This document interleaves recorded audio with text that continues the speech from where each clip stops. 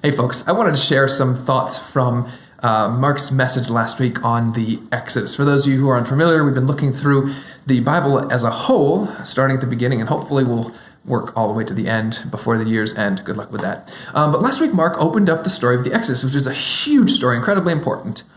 But he came to a place that I really want to talk about, and that is the story of Moses and the burning bush. So in the narrative of the Exodus, you have the people of Israel. They are down in Egypt. They are slaves. Moses, by events, is brought up in the palace of the Egyptians.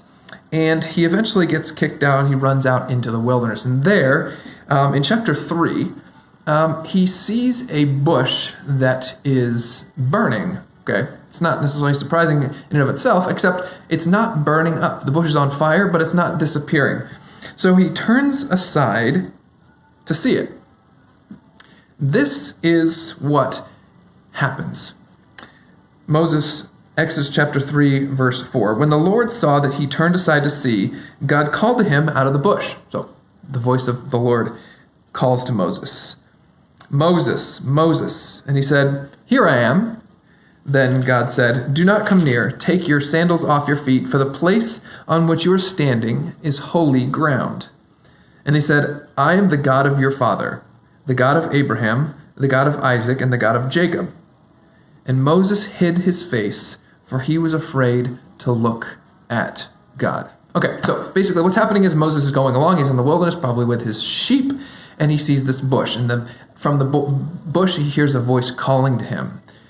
And he says, "All right, here I am." God says, "Take off your shoes." So the presence of this bush makes the ground that Moses is standing on holy. God's presence makes that area holy.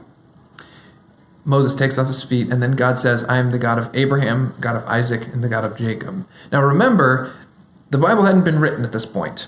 So if Moses asks, "Which God are you?" God reminds him, "I'm the God of your forefathers." Now, two things that I want to look at. We're going to read a couple more verses here.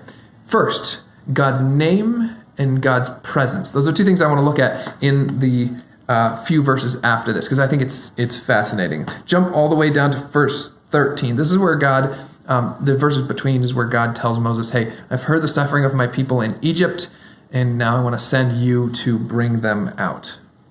Pretty exciting.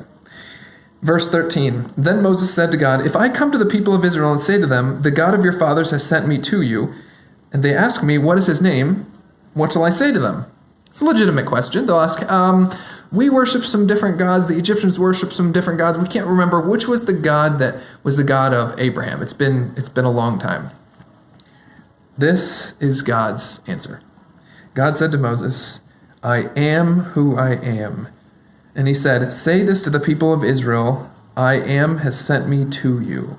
God also said to Moses, "Say this to the people of Israel, 'The Lord, the God of your fathers, the God of Abraham, the God of Isaac, and the God of Jacob has sent me to you. This is my name forever, and thus I am to be remembered throughout all generations.'" The Lord. This is my name.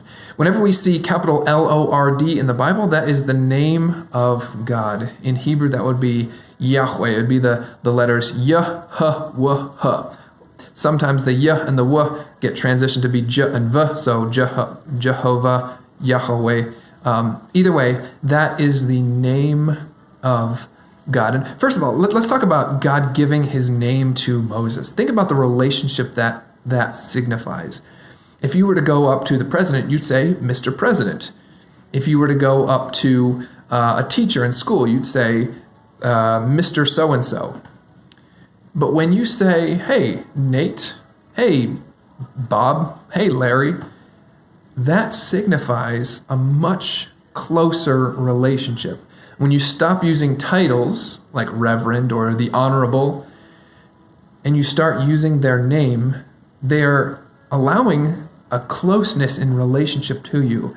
And here, God, whose name is Yahweh, reveals his name to Moses. And he says, this is who I am. And I want you to be in a relationship with me. And I think that's such a cool thing, because God isn't just interested in being Mr. God to us. He's not interested in being President God to us. No, he wants us to know him by name, just like he knows us by name, which is so different from how we tend to view him.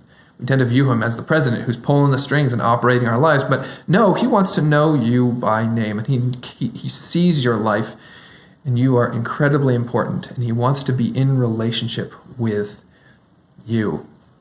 So that's the first thing, God's name. He gives that to Moses. Think about the closeness, the intimacy that he is offering to the people of Israel here. But second of all, let's talk about God's presence. So when Moses sees the burning bush, God says, take off your shoes, for this is holy ground. And we'll see this also in Joshua when he's going up to the city of Jericho. He sees a similar thing. Holy ground represents God's presence. In the garden, God and humanity interacted face to face. Adam and Eve were holy, they were perfect, so they could interact face to face with the Lord. But what happened? Sin came, so they had to leave the garden. They couldn't exist in God's presence. So as we will look through the rest of the Old Testament, there is going to be a thing called the tabernacle, and ultimately the temple that is going to be built. And the tabernacle and the temple almost act as barriers between God's presence and sinful humanity. There's going to be the temple court, and there's going to be the holy place, and inside that is the most holy place where God's special presence rests.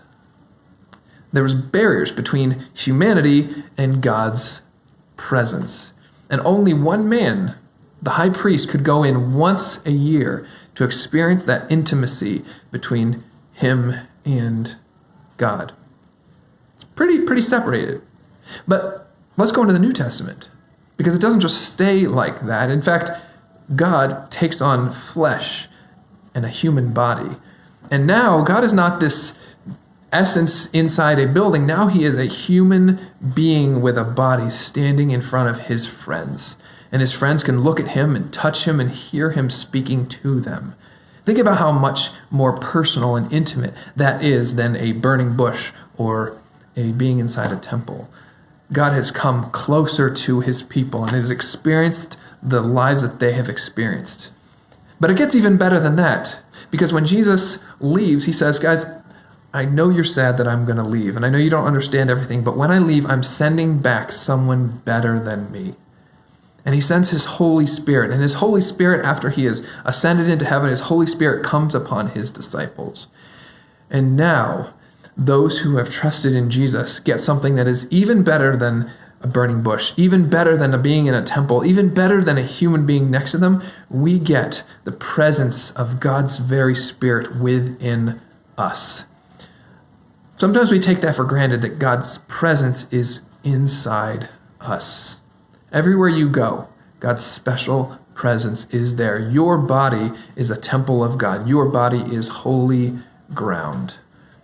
That should, one, make us take our own sin seriously, that when we choose to sin, we are using God's temple to sin. But also, that should encourage us and realize that this holy God that required Moses to take off his shoes to not contaminate his presence now wants to be with you all the way, wants to be right next to you all the time. Folks, our God is so different from every other God out there. He's not sitting up there wanting to be called Mr. President. He wants to know you by name, and he wants you to know him by name. And more than that, he wants to be with you in everything. He knows every part of you, and he wants to know you to know him. Folks, if you are struggling to feel loved and cared for by this being that is so much more powerful and holy than we could ever be, just realize that his presence is with you, and he wants you to know him by name, and he wants to know you by name. Folks, our God is special. And Moses got a piece of it, and he experienced it. Now all of us get to experience something that maybe he could only dream. And someday, when everything is made right, we get to see him face to face once again. Folks, the Bible's awesome. We have an amazing God who loves us very much. Let's respond to that love.